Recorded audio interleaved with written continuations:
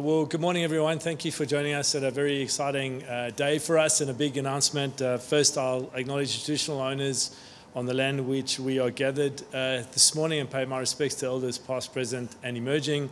How great it is to be joined as well by members of the Australian Rugby League Indigenous Council who are here having a meeting today, and also to see the chair of the Australian Rugby League Indigenous Council, Kat Fanning, who was one of the pioneers of the women's game and a legend in our game. Great to have you here, Kat, on such an important occasion for us as well.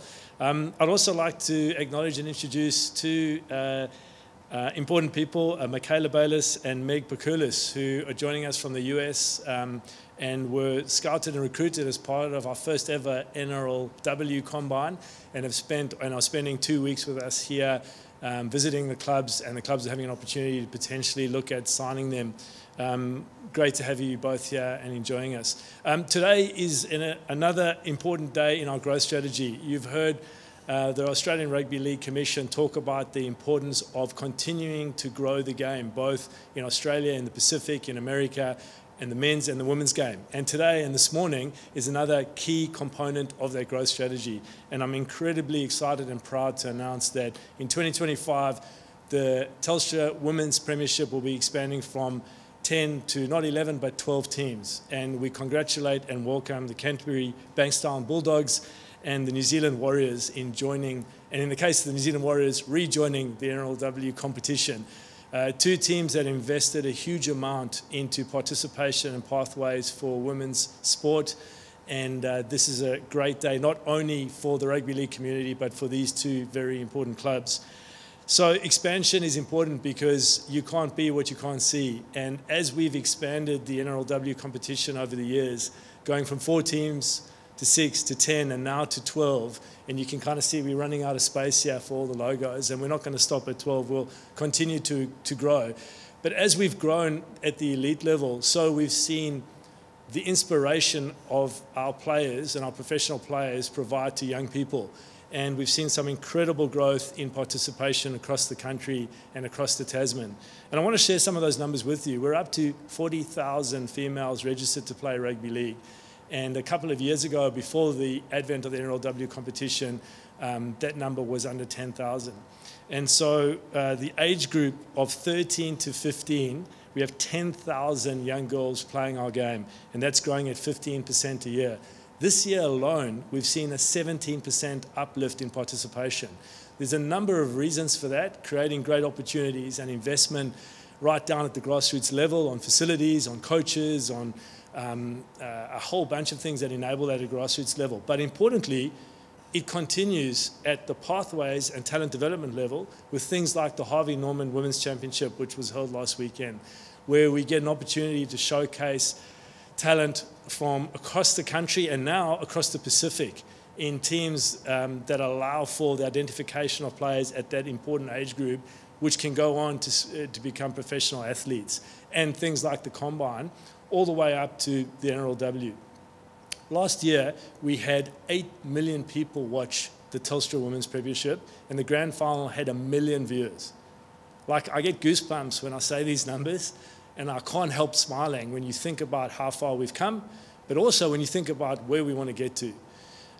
So from the bottom of the pyramid, young girls playing the game from ages 3 to 7 with a 22% uplift in participation this year alone, all the way through to some of the new heroes we're going to see donning the jerseys of the Bulldogs and the Warriors. There is so much to be excited about in terms of women's rugby league, on and off the field. But today is about making sure that we recognise the investment and the planning that these two clubs, the Bulldogs and the Warriors, have put into being able to get these 2 licenses for 2025. And I want to just acknowledge the importance of New Zealand, the New Zealand Warriors, in providing opportunities for young girls and women to become professional athletes in rugby league in New Zealand. And so the Warriors were part of the competition when we first started, and obviously with the disruptions of COVID and the closing of borders, had a brief hiatus for a number of years, and they rejoined the competition, opening up a huge pathway opportunity for us, not just for existing rugby league players, but for other athletes in that country. The Bulldogs have invested over the last couple of years heavily into their age group competitions and have done incredibly well. Under 17s, under 19s, and open age group competitions, they have a highly competitive team. And the vision that we have for expansion of men's and women's franchises is we have those franchises represented by athletes and officials that come from that region. Now we have teams in the NRLW that go all the way from Canberra up to far North Queensland and across the Tasman into New Zealand. And as I said earlier, we're not going to stop there. We will continue to grow the footprint and grow the opportunity. So well done to the Warriors and the Bulldogs. This is an exciting moment for our game. This opportunity to grow the NRLW will no doubt result in even bigger pathways opportunities and even bigger growth in participation. I'd like to also end by acknowledging the diligent work carried out by not just the clubs, but the people at the NRL, the team, the management team, and all the staff at the NRL that have worked so hard over the last couple of years to get to the position where we're able to grow so sustainably, grow so confidently, and grow so successfully over the last couple of years. I also want to acknowledge the playing group for their efforts on and off the field. The players are incredible role models, do such a great job for inspiring younger people, not just with their athleticism, but also the work that they do in the community. The RLPA for being terrific partners in the construction of a CBA that allows for this expansion and this growth. I also want to thank our naming rights partner, Telstra, who've been with the game for a long period of time. And we have this unique opportunity to have Telstra as the naming rights partner for both the men's and women's competition, which is actually very unique to sport globally. And obviously our broadcast partners, Nine and Fox Sports, who tell the stories and take the vision of this to millions of Australians and those around the world. So in 2025, we'll witness a 12-team NRL Telstra Premiership. The women's elite competition will be bigger, bolder, and even better than before. It's not easy to say that given how successful it's been so far. That is it from me, an exciting day, and I'll happily take any questions. Andrew, there'll be a lot of other teams that want to join the competition. How do you find that balance of expanding but not expanding too quickly? That's a great question, Adrian, and I'm glad you asked it because it gives me an opportunity to acknowledge the 5 clubs that we are working with actively around their program, their strategy to eventually enter the NRLW competition. We've had a great relationship with the clubs around the expansion of the women's game, and importantly, this decision was based a lot to do with geography and timing. So the Bulldogs represent an opportunity in Western Sydney, the Warriors represent an opportunity in New Zealand. So geography was a key consideration around participation and pathways, but so was the investment and the readiness of these 2 clubs. Each of the other remaining 5 clubs have a program, and we're working closely with them on that program. So I mentioned earlier the importance of talent representing that community and representing that club authentically. And what we're seeing from those 5 clubs at varying stages of infrastructure required, working together with either local or federal government around enabling infrastructure, and making sure that those pathway competitions are ready so that club can enter the competition at a time that's right for that club and that community. And pleasingly, we have a program and we have a strategy with all of the clubs in that regard. So over the next couple of years, we are going to continue to see expansion and opportunities for those clubs to enter the competition at the time that's right for them and their community. After a couple of years, do you have a date sort of set out for when the next expansion will be? No, we have a clear set of enablers that are required for that expansion to be successful, and it's the triangle. So it's grassroots, it's pathways programs, and then at the elite level, it's facilities and staffing and governance programs. We are working with each and every club on their program and their readiness, and the ability for us to garner investment will obviously be a big enabler around the time frame. So the Commission is focused on growth, but it needs to be sustainable growth, and we haven't pre-programmed what that looks like, but we have a good indication of what needs to happen in each of those clubs in each of those communities, and we're working with them in order to get ready for that. Is it a broad timeline, Andrew? Is it within a decade that you have the same amount of men's and women's teams, or I know it's not specific, but it's like it's an impossible question to answer because the vision for us is to continue to expand both men's and women's competitions. And so that's absolutely what we're looking at. So when we go from 17 to 18 or from 18 to 19 to 20, both men's and women's, I mean, that's going to be determined on how well we work with our partners and how well we can enable the readiness for that. So there isn't, like I said, a pre-programmed timeline. All I can say to you is the Commission are very focused on growth, as we've demonstrated the last couple of years. That is going to continue over the next few years. And is the big step in that what you can do as far as monetising the women's game for TV rights still, for the women as well, in the next TV rights package? Yeah, I mean, we're a professional sport, right? And so we monetize the sport so that we can invest as a not-for-profit days back into pathways, back into grassroots, and importantly, make sure that we are uplifting what we can provide to the players and the clubs. So this is a delicate ecosystem. Maximising broadcast rights, well, that's a key priority. It goes without saying.